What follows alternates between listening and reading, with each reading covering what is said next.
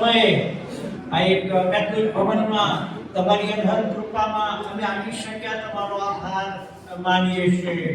આશા ફાઉન્ડેશનને માટે અમે તમારો આભાર માનીએ છીએ। એની સારી શરૂઆત તમે કરી અને આટલા સમયો તમે પસાર કરવા માટે તમારા તરફની કૃપા એના આગેવાનને અને કમિટીના તમામ સભ્યોને આપી, તેને માટે અમે તમારો આભાર માનીએ છીએ।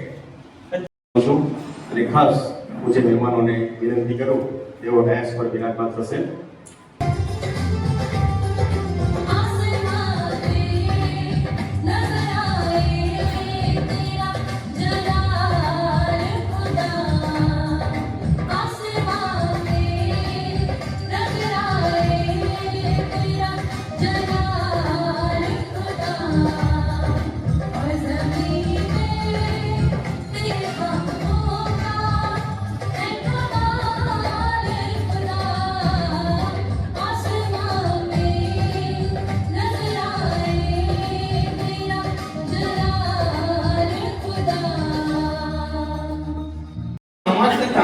છતાં કોઈના માટે ગમે તે કરી છૂટવાની ક્ષમતા, પોતાની અસમર્થતા છતાં કોઈના માટે ગમે તે કરી છૂટવાની ક્ષમતા એટલે માનવતા।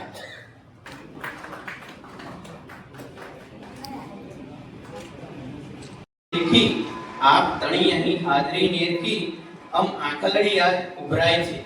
તો આવો આપણે માનવંતા મહેમાનોનો સ્વાગત પરિચય કરીશું।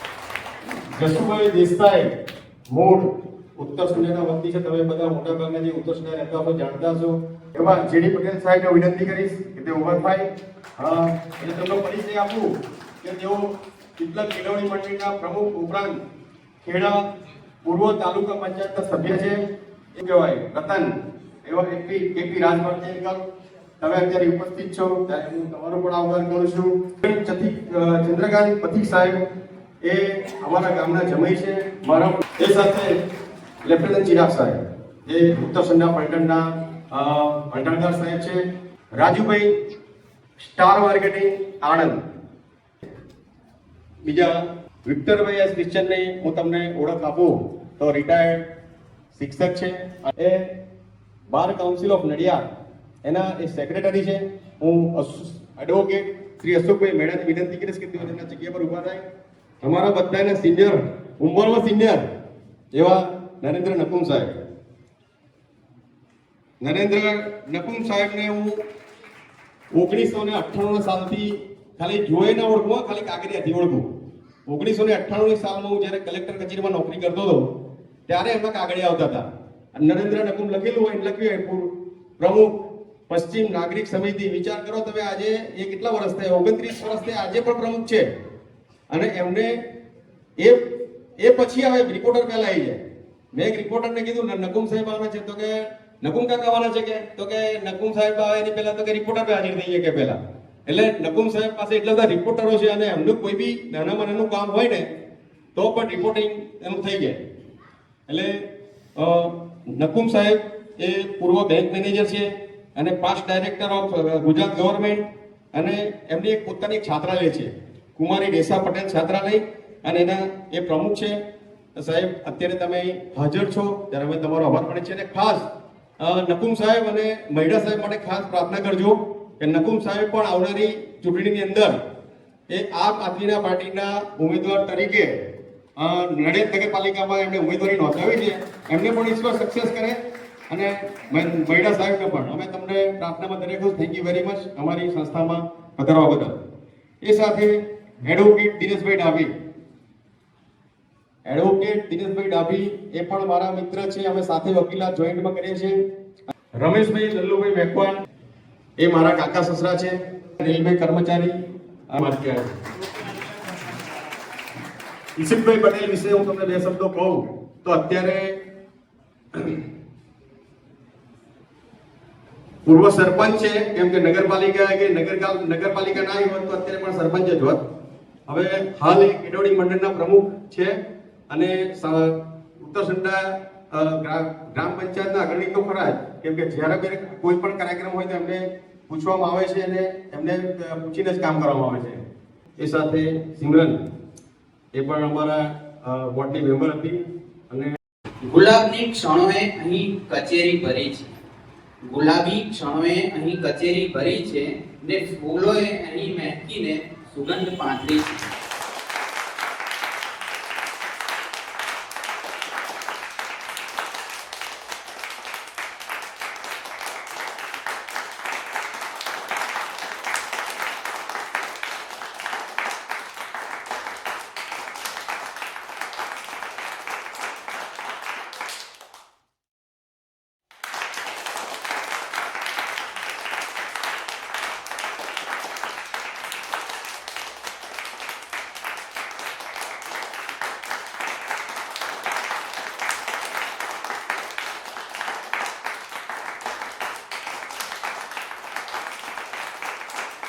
મદદ માટે આવે તો એવું ન માનવું કે આને વળી શું જરૂર છે.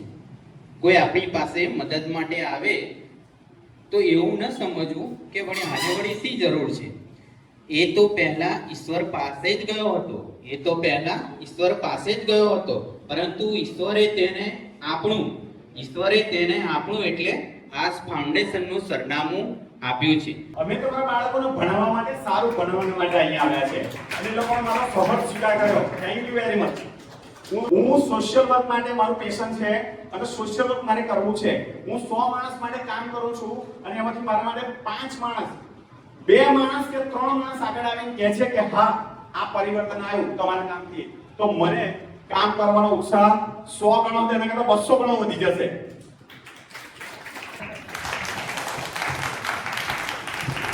રાજેશભાઈ ની અંદર હું અપડાઉન કરું છું ટ્રેનની અંદર, તો એમ કહે છે ના ગામના તમે છો, એ એમ નથી કે ઉત્તર સંધાના છો, ઈશિતભાઈના ગામના છો. ઈશિતભાઈ માટે જોરદાર તાળીઓથી આપણે સ્વાગત કરીએ. Thank you very much for coming to programme. અહીંના પૂર્વ સરપંચ એટલે કે હવે મહાનગરપાલિકા બની ગઈ. મેં એમને આજે ફર્સ્ટ ટાઈમ જોયા છે અને ઉત્તર સંડાના વિકાસમાં એમનો ખૂબ મોટો ફાળો છે. હું નડિયાદ પશ્ચિમ નાગરિક સમિતિ ચલાવું છું, એટલે આજે કંઈ સેવાની સુવાસ છે ને એ તો દૂર સુધી જતી જ હોય છે. ઈશિતભાઈને હું આજે જ મળું છું, પણ મને ઘણી વાર એવું થતું મારે ઈશિતભાઈને મળવા જવું છે. Thank you. આ સંસ્થા માટે કહું કે મારી સંસ્થા પેજ રોડ પર ચાલે છે, એમાંનું 90% ડોનેશન પટેલ બંધુઓનું છે. એટલે 2 પટેલ બંધુઓ બેઠા છે, તમને એકાદ પટેલ બંધુ બીજો આપીશ તો તમારે તકલીફ બહુ રહેશે ને. ગૂગલની અંદર અમે શેર કરીએ છીએ, સર્ટિફિકેટ્સ એની અંદર છે, અમે કેવી રીતે કરીએ છીએ, ક્યાંથી શું આવે છે, તમામ માહિતી અમારી પાસે તમામ ફાઇલ અવેલેબલ છે. આ વર્ષની અવેલેબલ છે, ગયા વર્ષની અવેલેબલ છે. એટલે અમે લાગણી પણ જાણવીએ છીએ અને સાથે સાથે સ્ટેટિસ્ટિક્સ પણ જાણવીએ છીએ. લોકલાડીલા અમારા કાકા એવા રાજકરજી સાહેબ, ભાસ્કર સાહેબ, જેડી અમારા ખાસ અંગત મિત્ર અને અમારા સાથીદાર જુના સાથે બીજા મહાનુભાવ છે, આપ્યા છે, બેન છે. ફાઉન્ડેશન દ્વારા અમને આમંત્રણ આપીને અમારું સન્માન કરવામાં આવ્યું તે બદલ હાઉસ ફાઉન્ડેશનના ચેરમેન શ્રી રજનીકાંતભાઈનો ખૂબ ખૂબ આભાર માનું છું. મને મારી દીકરી અમેરિકા રહે છે, એણે ફોન કર્યો કે પપ્પા અમે એમના ઘરે તમે જાઓ અને તમે એની પરિસ્થિતિ જુઓ પછી આગળ વધો. હું ને દિનેશભાઈ અમારી સોસાયટીમાં રહે છે દિનેશભાઈ, તો સાથે અમે ગયા. તો પરિસ્થિતિ જોઈ મેં મને એકદમ, હું હાર્ટ પેશન્ટ છું પણ તોય મેં એકદમ સંયમ જાળવ્યો. બેનને કહ્યું કે બેન તમે ચિંતા કરશો નહીં, તમારી મદદમાં અમે છીએ, બધા છીએ, આખો સમાજ છે. તમારી બેનપણીએ મને ફોન કર્યો છે અને હું આવ્યો છું, તમને કોઈ ચિંતા કરવા જેવી નથી, કંઈ પણ જરૂર પડે તો મને ફોન કરશો તો હું હાજર થઈ જઈશ. એની દીકરીને પણ આપણે 8,000નો ચેકની સ્કોલરશીપ અપાઈ છે અને એને 1 વર્ષની જે કીટ આપવાની છે એ પણ મેં સ્પોન્સર કરી છે. એટલે ખરેખર મને આનંદ થાય છે કે આવા કામની અંદર મને ઈશ્વર જોતરી રહ્યા છે અને રૂપિયાબેન અને રજનીભાઈ આમાં સહયોગ આપી રહ્યા છે. પણ રજનીભાઈના ફેમિલીએ જે પોતાનો સમય કાઢીને આ કામનું જે બીડું ઝડપ્યું છે ને એ ખરેખર ખૂબ જ સરાહનીય અને અભિનંદન આપણને પાત્ર છે. એ બદલ હું આ સમગ્ર ફેમિલીને, સમગ્ર પરિવારને ખૂબ અભિનંદન પાઠવું છું. અને બીજું અંગ્રેજીમાં હું જે કહેવા માંગુ છું, એક સેવકનું જે સેન્ટેન્સ ફ્રાન્સિસ કેફર, અને એ લખે છે, man is not just soul to be saved, he has physical needs, that God is concerned with emotional needs and spiritual needs.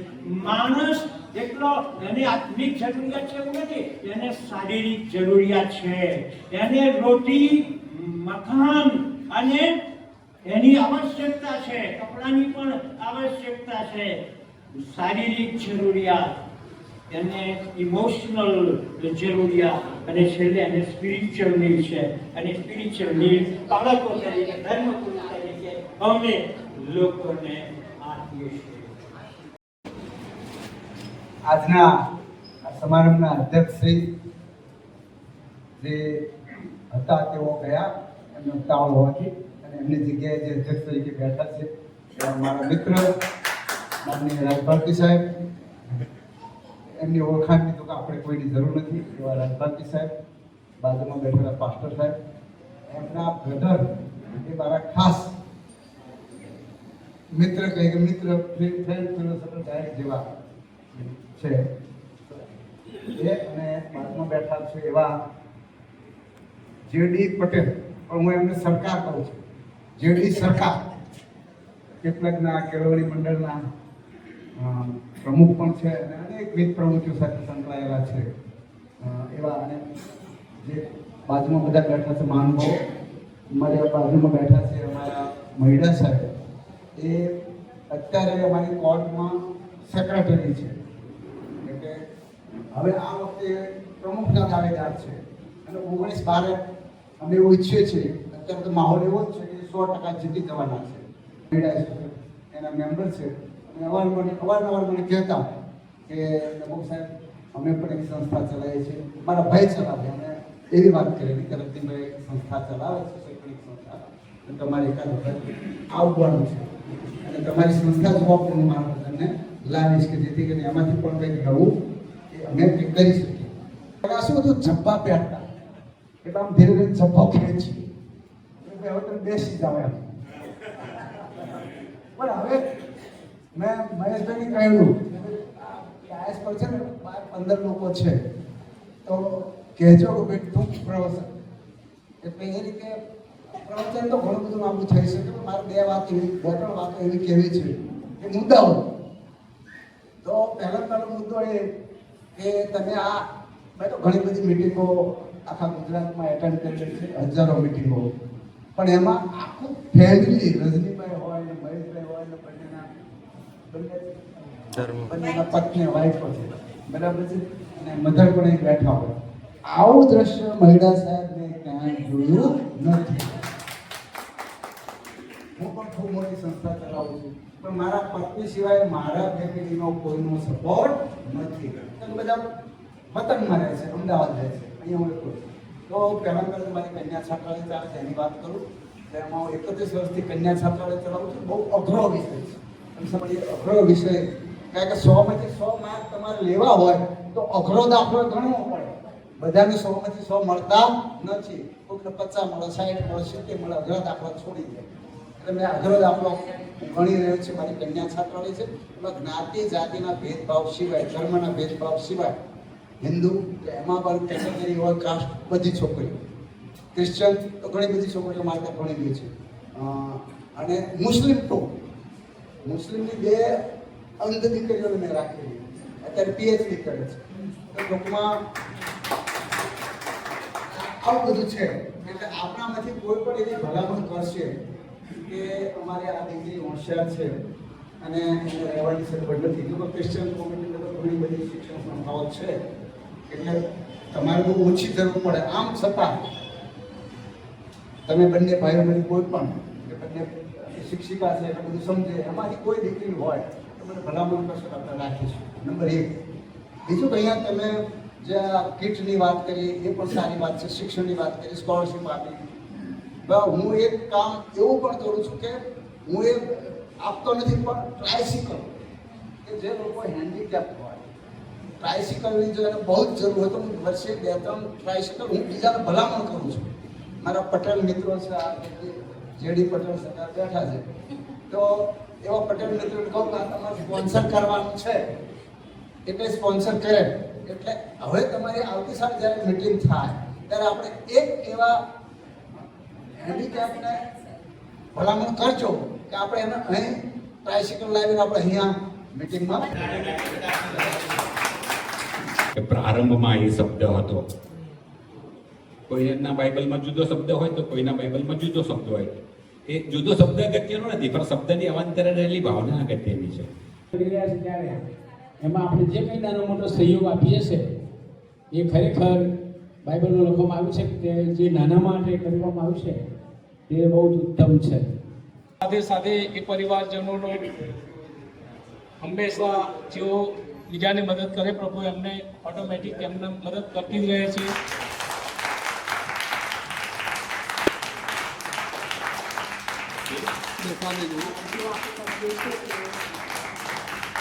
તમને સેવા કરતા વધુ મૂલ્ય પ્રાપ્ત થશે.